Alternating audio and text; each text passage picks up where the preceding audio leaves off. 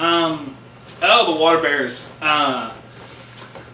This one actually is really hard to read. It's a current biology synopsis. They're looking at, this is kind of going back to the spore thing, kind of tied it to that a little bit.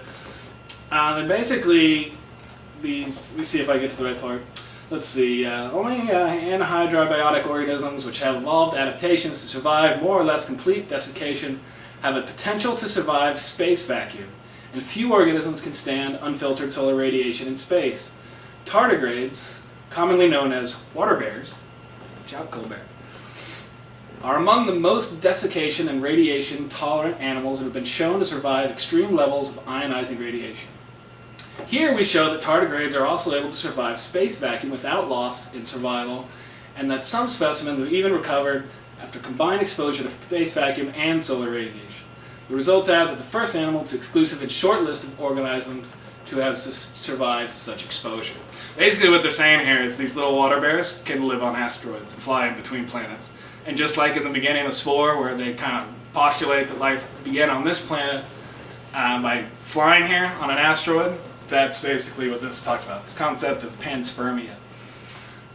Really interesting stuff. If you look at it like that and then you start to think about the mathematical possibilities of the origin of life, you realize that it only had to happen once in the huge universe for these inorganic things to turn organic.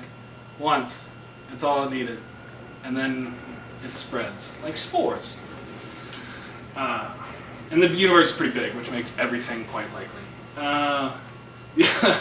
Has the Large Hadron Collider destroyed the world yet? No, it hasn't. Obviously. No, actually it did, but it's a different universe than ours. It's a multi-universe theory. But yeah, the other universe was destroyed. This one's fine. Oh, there goes another one. It just keeps happening, but ours is fine still. Really relax on that. Hopefully they'll find some cool stuff and figure out actually if that multiverse theory is true. About halfway through here, folks. Thanks for paying attention. This is kind of fun, actually, for me. And it's a lot easier than typing. Like these posts, like I'm gonna go through this whole thing like half an hour, and this is like a week's worth of work.